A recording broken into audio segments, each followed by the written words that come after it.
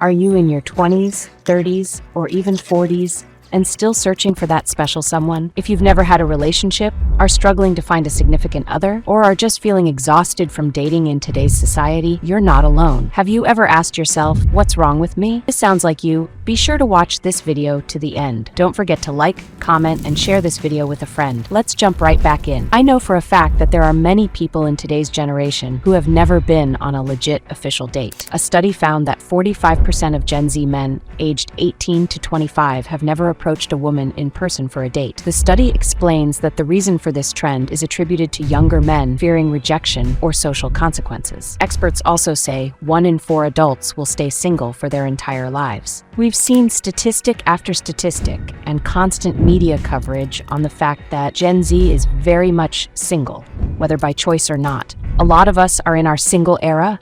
Maybe we want to focus on ourselves, or maybe we don't. Maybe we're single and actually want to be in our first relationship for once.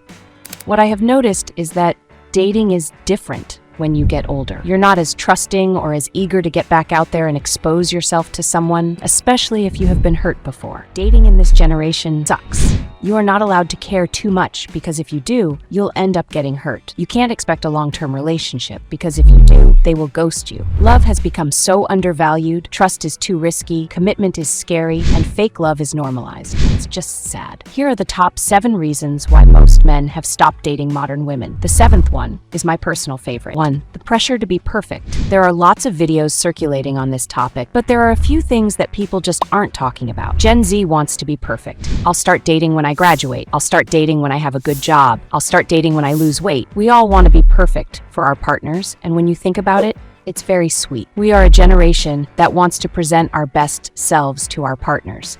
We don't want to come half-heartedly. We don't want to come to a partner as a project that's not quite finished yet. However, this desire for perfection is one of the main reasons why our generation is so single. When you're constantly online, you see so many people achieving big things in life. Maybe it's nothing crazy, like becoming millionaires at 19 or buying a Lamborghini at 24. You see people you went to high school with, buying houses or having their first baby. You've got so many people in your life who have made major moves, which is great for them, but it makes you put conditions on when you will get to those moves. I'll start dating when I have money. I'll start dating when I look better. Gen Z is less open to being imperfect compared to other generations. We have so many expectations going into anything nowadays, whether it's starting a new job, going to a certain university, or entering a relationship. There are expectations and a rule book for everything, which means we put so many expectations on how things have to happen. If I have a relationship, it has to look like this. He has to say this. He can't do that. I know for me, when I've gone on dates with expectations in my mind, I'm definitely not as open, and I don't think that's a good thing. Sometimes people say things happen for a reason, don't they? When you're least expecting something, that's when it will happen. Expectations can hinder the dating process. You might think you know exactly what you want, but sometimes there's something else you've never even thought of that could be even better than what you want. 2. The pressure of social media. Recently, I came across a TikTok video where a young woman asked, "I'm 21, and I've never had a boyfriend. Is that weird?" My answer, absolutely not. When I was 21, I knew very little about relationships, and now at 23, I have friends my age who have never had a boyfriend or even their first kiss. This is perfectly normal, and in fact, a healthy approach to dating. Taking your time is crucial. In today's world, social media bombards us with images of success, whether it's career achievements, emotional milestones, or lifestyle changes. It's easy to feel pressured to rush into experiences just because others seem to be moving faster. But what are we hurrying for? Life unfolds at its own pace, and often we only recognize this when we look back. It's important to remember that you are on your own personal timeline. You need to live with your choices, not those of your friends or family. If you can go to bed at night without the pain of a broken heart, that's a victory in itself. However, there's another issue we need to address: the mindset many women have adopted regarding personal development. In our quest for self-acceptance, we've created a culture that often glorifies complacency. Many young women have been led to believe that we are perfect just as we are, regardless of our flaws, be they physical, mental, or emotional. This mindset can foster a sense of self-obsession, making it difficult to see beyond our own experiences. When someone challenges us to improve or hold ourselves to a higher standard, we often label them as toxic or emotionally abusive. This glorification of hyper-selfishness has led us to believe that every woman is a 10. If you ask women to rate themselves, many will confidently declare, I'm a 10, but is that realistic? While it's great to have self-confidence, this widespread delusion can create barriers in dating. As a result, we often find ourselves only interested in men who are also 9s or 10s, while we might realistically be more like 6s or 7s. This creates a disconnect, as we refuse to date within our own level while simultaneously expecting men to lower their standards. If you want a meaningful relationship, you may need to reassess your expectations and be willing to settle for someone who is a better match for you. We often accuse men of being superficial, but in many ways, women have become equally superficial. We cut out a vast majority of potential partners, convinced that sharing the top 2% of men is preferable to having a fulfilling relationship with someone more attainable. This mindset leads to a cycle where we chase after men who may not be interested in commitment, while they view us as just another option. Data from Tinder reveals that while men swipe right on about 40% of women, only 7% of women swipe right on men. This disparity can leave men feeling disheartened and questioning the value of dating. For those who do remain in the dating pool, it can feel like a losing battle. If a man tries to express his masculinity or show chivalry, he risks being labeled as toxic or even crossing the line into harassment. 3. The reality of relationships. Sometimes when we think about relationships, we automatically assume they will be positive, and that's a good mindset to have. But sometimes we can romanticize the process too much and forget that relationships can be toxic or sad, really not what you'd expect. It can be your worst nightmare. So when you're not having a certain thing, don't just assume you're missing out on a good thing. You might be missing out on a very bad thing. When I was 21, I had never even been in the same room with a guy alone. Honestly, it was an experience, and I learned a lot from it. Part of why I went into that relationship was because I felt like everyone else had already been through it, and I was falling behind. I was scared I wouldn't find anyone who really liked me. Sometimes we can settle for less. If you've ever seen those 19 and never had a boyfriend, or 21 and never had a girlfriend videos, sometimes when you're too in your head, you catastrophize and nitpick at yourself, breaking apart all the reasons why you're single and why you'll be forever alone. You're not behind. How could you ever be behind? No one else has lived your life before. I rushed into a relationship and obviously got hurt in the process. In many ways, I wish I had waited for the right person instead of thinking, oh, but I'm too old now and I'm just missing out. You're not missing out. You're creating the best version of yourself and learning to love yourself. That makes you way more ahead than others because they try to find validation in their relationships and hurt those people because they don't even love themselves. It's way smarter to learn to love yourself first and then commit to somebody else. Number 4, the financial burden of dating. It gets bleaker because men today are financially incentivized not to pursue marriage. Imagine asking a man, "Are you single?" Their typical answer is, "I'm actually." Yes. When you ask them, "Why are you single?" they usually respond by saying, "Because it's expensive." Women are 70% more likely to initiate divorce, according to the American Sociological Association. Men know if they choose the wrong woman, it will end in divorce, and the research shows that she will be the one to benefit, not him. While both spouses lose, men typically suffer a larger hit because of child support and alimony.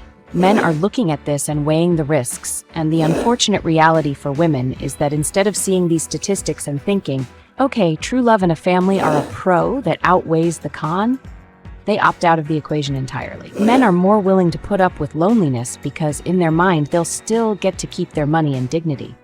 Plus, thanks to the pandemic, they've learned they can also get all of their sexual and self-esteem needs met without leaving their couch. Scary. Confidence is boosted through comments, likes, and retweets on social media. Sexual needs are met through pornography. Why would men feel motivated to go to bars to spend their money on drinks for women who may or may not even be interested? There are a lot of bars in New York City. You go up to someone in a bar and they're like, "Why are you talking to me?" You can cut to the chase with pornography, and many men took advantage of the opportunity in lockdown. Fast forward 2 years, and the habit has been formed, and the men are drastically different. The crisis of commitment. Gen Z and young millennials are just not getting married. We are living through a serious crisis. The eligible bachelors are buying pretend land in the metaverse and subscribing to the OnlyFans of the girl next door. They aren't building a house or a life beyond the digital landscape because we've done a horrible job as women making commitment and marriage look like a worthwhile risk. Unfortunately, I don't have a feel-good solution for you. I personally think Gen Z and younger millennial men may be a lost cause, but something we can do is instill better self-worth in the men of Gen Alpha. That's the generation that comes after Gen Z. If not, this will be the end. We are already at 63% of men under 30 who have just left the dating market. If we don't change course now, that statistic will reach 100% in no time. Send this video to the young men in your life and ask them if anything I said is untrue. Ladies, let's commit to letting men be men. 6. The challenges of modern dating. When it comes to relationships, your level of patience often reflects your confidence. If you find yourself rushing into a relationship or feeling desperate to connect, it may indicate a lack of self-assurance. Sometimes, settling for less isn't about believing you deserve it. It's about knowing you deserve better. Low confidence can diminish your patience, making you more willing to accept less than you should. Another significant challenge for many in Gen Z is the reluctance to open up emotionally. Many of us think, I'm not going to share my feelings or be vulnerable. Personally, I struggle with this too. However, I've realized that without vulnerability, genuine connections are impossible. If you want meaningful relationships, whether romantic or platonic, people need to know the real you. You can't expect friends to care about you if your interactions are limited to small talk about the weather or what's on TV. We've all had those acquaintances with whom we only discuss surface-level topics. But when something serious happens, like a health scare or family emergency, you wouldn't feel comfortable confiding in them. The depth of your relationships is directly tied to how open you are. If you don't go deep, you won't form deep connections. For many in Gen Z, opening up feels particularly challenging. We often find ourselves scrolling through TikTok or Instagram, hiding behind our screens. This behavior makes it easy to avoid sharing our true feelings, whether we're having a good day or a bad one. It's no wonder we struggle to be vulnerable. If you're a single woman wondering, am I crazy, or are guys just not interested in dating or getting married? I have both good news and bad news. The good news is you're not alone in feeling this way. The bad news, it's worse than you might think. Many of the men who are considered husband material are either already taken or becoming increasingly rare. Research shows that a significant number of men aged 18 to 30 are single by choice. A Pew Research study found that 63% of men don't want to pursue any kind of relationship with women, often feeling unmotivated to even leave their homes. It's alarming when you realize that some men view a casual hookup as too much effort. The reasons behind this shift are complex. Many commentators have speculated on the causes, but their insights often lack real-world experience. For instance, a lot of female commentators on the right seem disconnected from the dating culture, often marrying the first or second man they encounter and dismissing dating apps as beneath them. Men have lost the incentive to pursue companionship, and this trend raises concerns for future generations. The issue is more nuanced than simply blaming pornography. Today, women are achieving higher education levels and earning more money than men. We've spent decades telling men that the future is female and that women no longer need to rely on them for survival. In the past, women partnered with men out of necessity. Now it's about mutual contribution. If a man approaches relationships with a childish mindset, expecting a woman to take care of him, he's unlikely to attract anyone. This shift has left many men feeling hopeless, believing they can't meet women's increasingly high standards. As a result, some men have become complacent, thinking, if women are doing all the work, why should I? Initially, this complacency may have felt liberating for men, but it has led to a loss of motivation to achieve and provide for something greater than themselves. Historically, men have been driven by the instinct to be providers and protectors. However, as women have taken on these roles, men may feel confused and purposeless. The lines between masculine and feminine energies have blurred, but recognizing the different roles we are biologically inclined to play doesn't mean women should give up their equality. Men are motivated by opportunities to showcase their competitiveness, daring nature, and adventurous spirit. Unfortunately, women have sometimes overshadowed these traits, making men feel undervalued. Women should embrace our traditionally feminine qualities like nurturance, sensitivity, warmth, and empathy that complement men's strengths. By fostering a balance between masculine and feminine energies, we can create healthier, more fulfilling relationships. 7. The fear of vulnerability.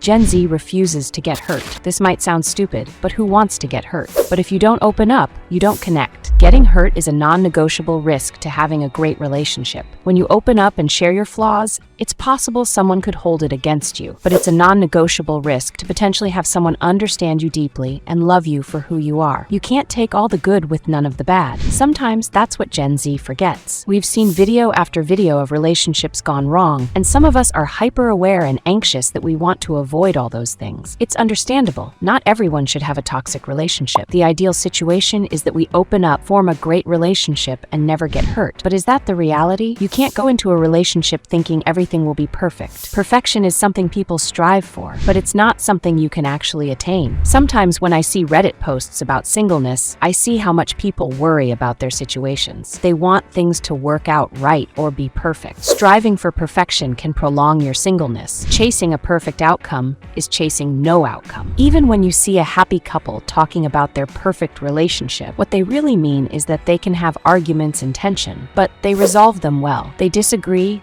but can work through it in a healthy way. I remember being in my early 20s and hearing friends talking about their first kiss and dates, and I thought about how to pretend or lie that I had experiences I never had. I'm grateful for TikTok because I've seen others talk about this, and it has helped me feel less alone. I felt like there was something deeply wrong with me. Sometimes the worst part about being single isn't the singleness itself, it's feeling alone. No one else is going through what I'm going through. It's just the way you feel so alone, and you don't feel like you have others in your circle. For my lack of experience, I knew that most of that, especially in my teenage years, was because I was fat. I felt like if only I could lose weight, then maybe someone would love me. I still feel unworthy of love, and I'm still trying to figure out why I don't date much. I don't believe in the idea that you have to love yourself before others can love you. I've seen pure love and real love. I think it's in your best interest to love yourself before getting into a relationship. If you don't love yourself, you might lower your standards and settle. You don't love yourself enough, but someone else gives you attention, and it's a validation you're not used to. Loving yourself is a form of self-protection. Your outside circumstances don't reflect your value. Just because you have a boyfriend doesn't mean you're more worthy of love than someone who is single. Just because you have a large social media following doesn't mean you're a good person. Just because you have lots of money, a big house, or a flashy car doesn't mean you're more valuable as a person. Just because you are more attractive or have more muscles doesn't mean you're a nice person. We all know this, but we sometimes forget to apply it to ourselves. Just because you are single at 20, 25, or 30 doesn't mean you're any less valuable. Don't use external metrics as a measure of your worth. Gen Z is allergic to red flags. When you run away from the slightest imperfection, you don't give people a chance. There's nuance. I would never encourage someone to give a second chance to someone who is obviously toxic. But sometimes, with the rise of icks and beige flags, when you meet someone, you might not give them the chance they deserve because you're focused on a small imperfection. This applies more to some people than others. We're so used to judging people the minute we meet them without actually getting to know the person. A lot of people don't go on dates. I feel like for some it comes naturally, while for others it's hard to get started. Everyone's situation is different. Gen Z doesn't know what they want. There's what you want, and then there's what's good for you. Sometimes we confuse the two. Sometimes we don't even know what we want at all. We don't know what our type is. We don't know what sort of personality we want in a partner. Sometimes to figure out what you need, you have to date around a little bit, or maybe not date around, but definitely try things out. See where things go. Speak to that guy. Speak to that girl. Just try things out. Be open. If you want a happy relationship, find somebody opposite to you. Just kidding. But in personality science, there are some opposite traits that attract. For example, being high versus low in time management. Two people who are high in time management are going to step on each other's toes, and two people who are low in time management won't get anything done. The middle gives the perfect balance, where the planner provides structure and the less time-oriented partner brings flexibility and spontaneity. Next is being high versus low in the dominating trait. Similar to time management, two highly dominating traits are going to clash. Two low dominating people will likely struggle to make decisions. The middle gives a balance where one partner can lead while the other provides support. Thinkers and feelers attract. Two thinkers approach situations logically and may struggle with emotional depth. Two feelers might make decisions that lack rationality. The middle brings balance where the thinker provides logical analysis while the feeler adds emotional depth